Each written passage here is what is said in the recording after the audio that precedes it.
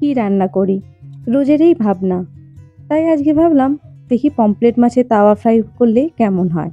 তো আজকে ভিডিওটা সেটা নিয়েই। হ্যালো বন্ধুরা, আজকে আমি তৈরি করতে চলেছি পমফ্রেট মাছের তাওয়া ফ্রাই। আশা করি তোমাদের এই রান্নাটা ভালো লাগবে। আর আর বেশি দেরি করব না, কিভাবে করছি আর কেমনভাবে করছি চলুন দেখা যাক। আর এই রান্নাটা খুব সহজে হয়, আর যত সহজ পদ্ধতিতে বানানো যায় সেই সহজ পদ্ধতিতে আমি বানাচ্ছি। প্রথমে মাছগুলোকে ধুয়ে নিতে হবে। মাছগুলো আমি ভালো করে ধুয়ে নিয়েছি। এবার পেটের দিকটা এরকম ছোট করে কাট দিয়ে দেবো।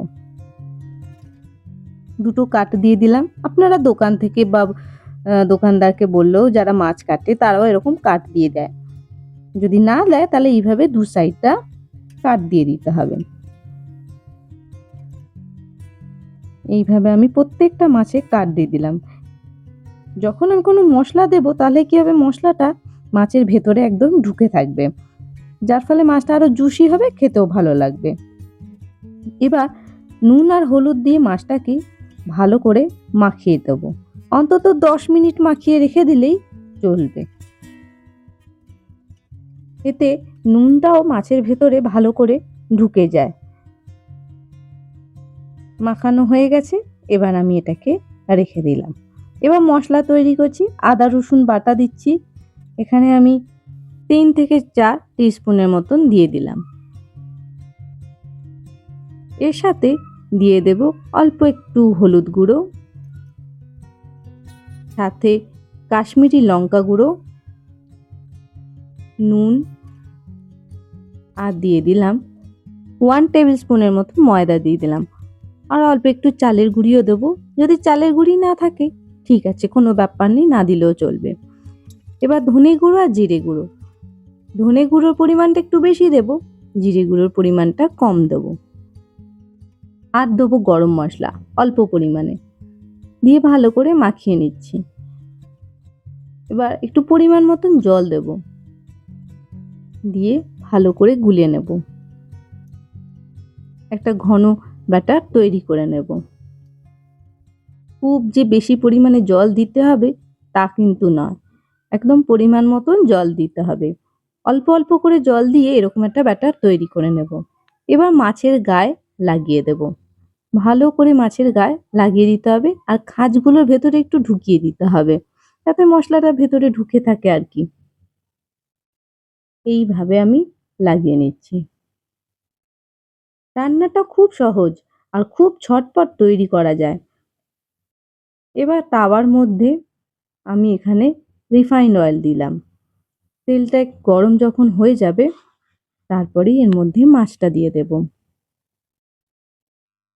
তেলটা গরম হয়ে গেছে, মাছটা দিয়ে দিচ্ছি।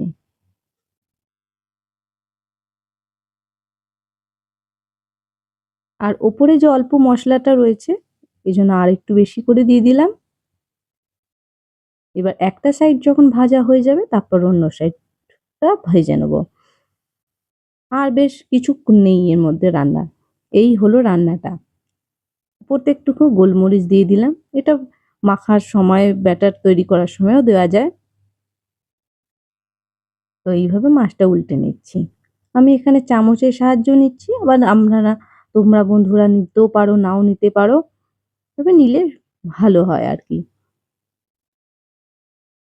আর পমফ্রেট মাছ এমনি খুব নরম মাছ, খুব সহজেই রান্নাটা হয়ে যায়। আর গ্যাসের ফ্লেম অবশ্যই লো টু হাই করে ভাজতে হবে। এইভাবে প্রত্যেকটা মাছ আমি ভেজে তুলে নেব। তো কত সহজে দেখবে বন্ধুরা এই রান্নাটা হয়ে যায়। আর বাড়িতে যখনই কোনো গেস্ট এসে গেল, বা একঘেয়ে পমফ্রেট মাছের রান্না করতে ভালো লাগছে না, তখন এরকম ভাবেই করা যায়।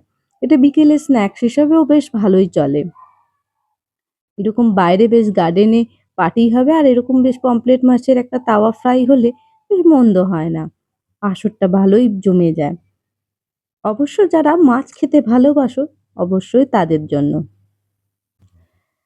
এবার এর সাথে আমি এটাও বলতে পারি, তোমরা যারা ধরো ডায়েট করছো, খুব বেশি খাবার খাবো না, তারা কিন্তু এটা ব্রাউন রাইসের সাথে খেতে পারো। এরকম স্যালাড দিয়ে দেবে, আর পমফ্রেট মাছের এই তাওয়া ফ্রাইটা করবে, আর অল্প ব্রাউন রাইস, আর সাথে কিছু সবজি রইলো, ব্রোকলি বা ক্যাপসিকামের সটে করা।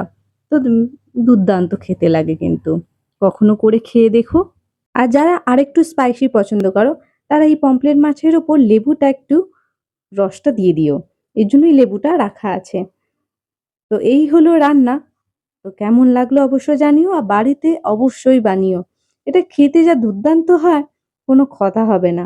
তো বন্ধুরা, ঝটপট বানিয়ে ফেলো আর আমাকে ঝটপট জানিও কেমন হয়েছে, আর দেখতেও কেমন হয়েছে সেটাও বলো।